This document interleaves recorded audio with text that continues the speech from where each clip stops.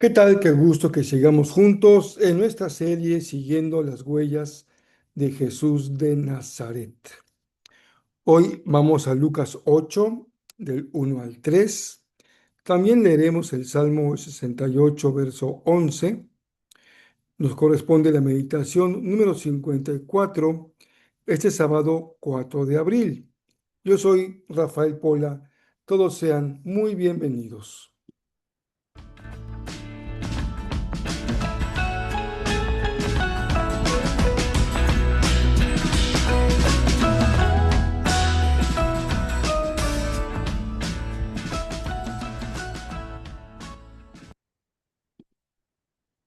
Qué gusto que podamos continuar con nuestra lectura de los cuatro evangelios, siguiendo las pisadas, las huellas de Jesús de Nazaret.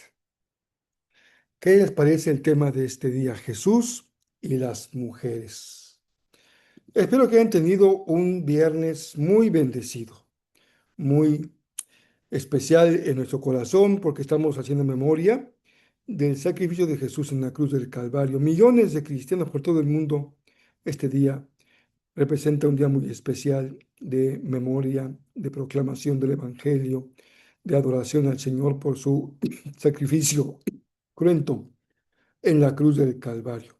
Pero vamos a continuar con esa lectura del Evangelio de Lucas en esta ocasión y veremos cómo el tema es un tema de una gran importancia respecto a las mujeres que siguen a Jesús. Lucas 8, 1 al 3.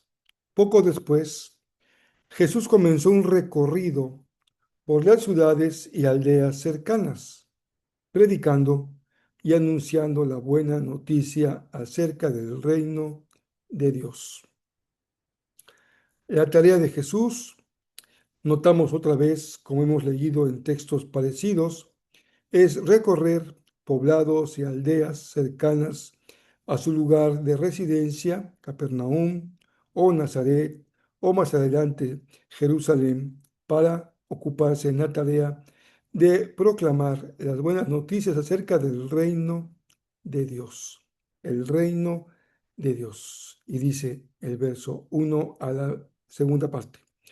Llevó consigo a sus 12 discípulos junto con algunas mujeres que habían sido sanadas de espíritus malignos y de enfermedades.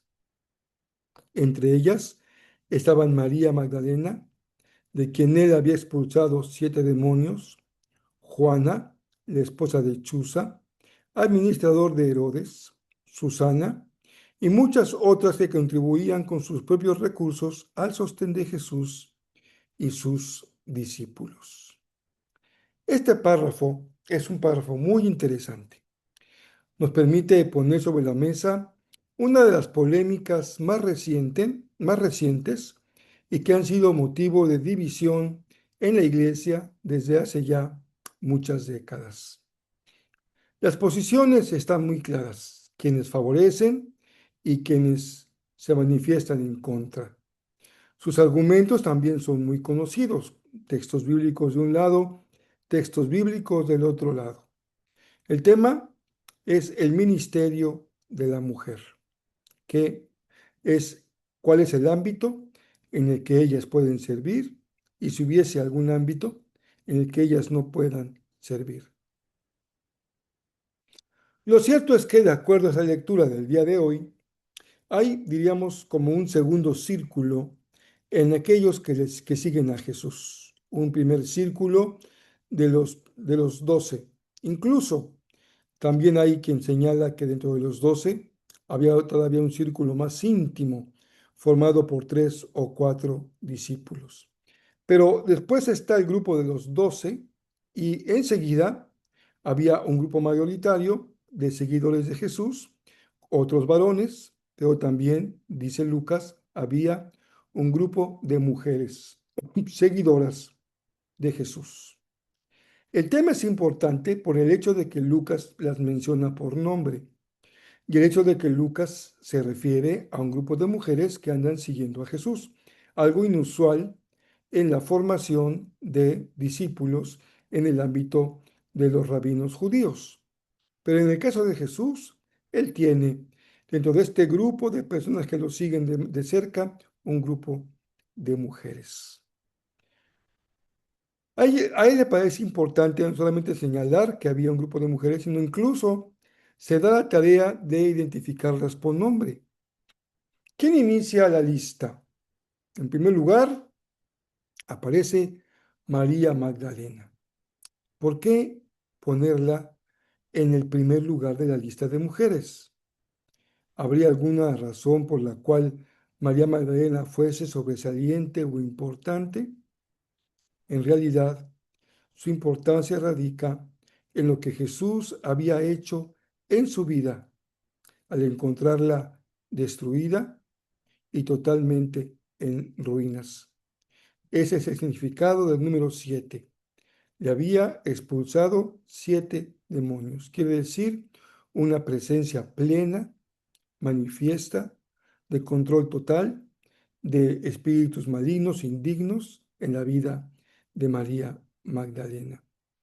La importancia de María no está en lo que ella tiene como virtudes o atributos, sino en el gran milagro que había hecho Jesús en la vida de esta mujer.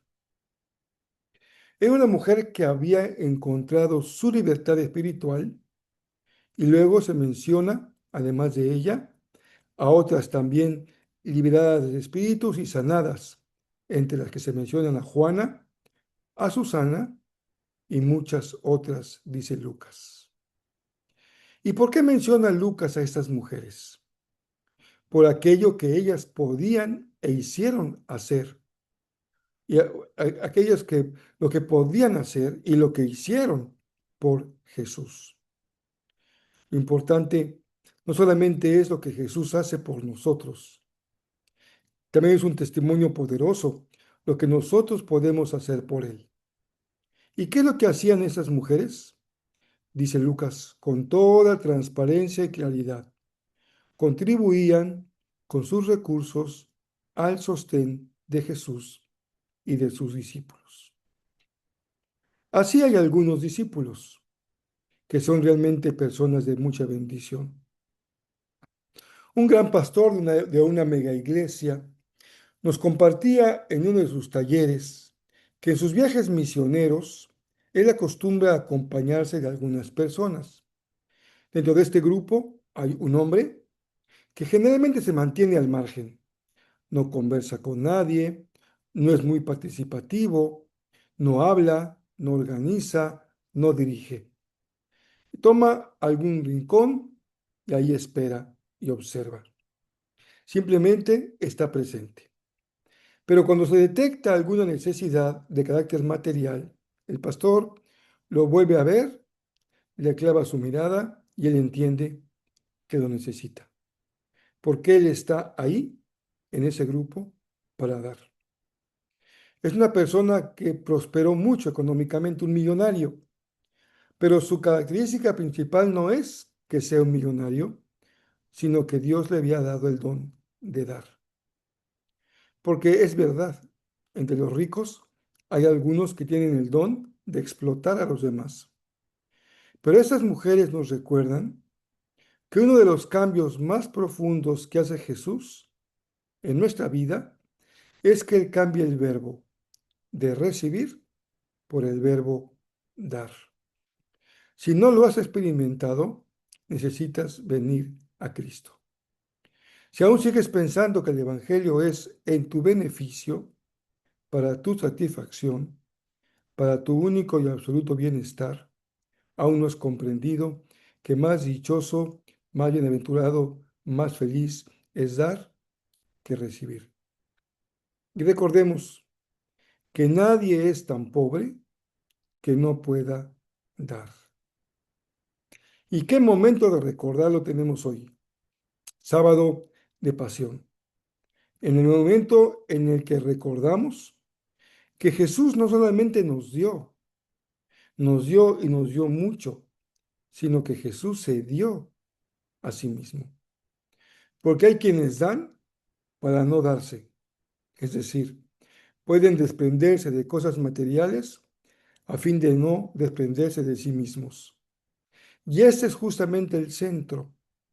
Jesús no se trata de lo que nos da, sino de que Él se dio a sí mismo. Porque cuando te das a ti mismo, entonces es muy fácil dar. Una vez que alguien se ha entregado por completo, el dar ya resulta algo absolutamente secundario. Cuando nuestra iglesia muestra que hay generosidad y hay don de dar, quiere decir que muchas vidas han sido transformadas. Pero cuando estamos padeciendo con recursos y con don de dar, es porque aún necesitamos entregar nuestra vida a Jesús. Que la clave está en el testimonio de estas mujeres. El Salmo 68, verso 11 dice, el Señor da la palabra y un gran ejército trae las buenas noticias. Jesús, de acuerdo al Salmo 68, da la palabra, pero tiene a su alrededor un ejército para traer las buenas noticias. Se necesita siempre un equipo para poder compartir el mensaje del Evangelio. Terminemos hoy con una frase célebre de un gran teólogo del Nuevo Testamento, N.T. Wright. Dice así, el movimiento de Jesús desde el principio incluyó a las mujeres como participantes activas en la obra del reino. Jesús y las mujeres. ¿Qué lugar le toca a las mujeres? El lugar que le toca a todo cristiano, porque todos somos ministros, todos somos llamados a servir y todos somos llamados a ministrar de acuerdo a los dones que el Señor nos ha dado. Gracias a Dios por esta enorme, enorme bendición. En estos días hemos escuchado la noticia de que la Iglesia Anglicana de Inglaterra ha nombrado a una arzobispa, la arzobispa de Canterbury. Es el papel principal de la Iglesia Anglicana, lo que sería un equivalente al Papa Católico. Sobre esto, ¿qué podríamos decir? Pues lo que podemos decir es algo muy sencillo, que el mismo concepto de arzobispo es un concepto totalmente extraño a el mensaje del Evangelio. Que más que se trate de jerarquías religiosas, se trata de corazón de siervos. Y esta mujer, hasta donde sabemos de ella, independientemente del cargo que se le ofreció, es una enfermera con un corazón de servicio. Oremos para que cada mujer, cada varón que ocupe un lugar de servicio pueda ejercerlo con todo su corazón, con toda humildad y con toda la obediencia que el Señor nos demanda. Espero que este día sea un día de reflexión, de meditación, de comunión con el Señor, porque mañana domingo es el día glorioso de la resurrección. Y como mañana no nos veremos en el podcast, me permito desde hoy decirles feliz resurrección, porque el Señor resucitó. Dios les bendiga muy ricamente.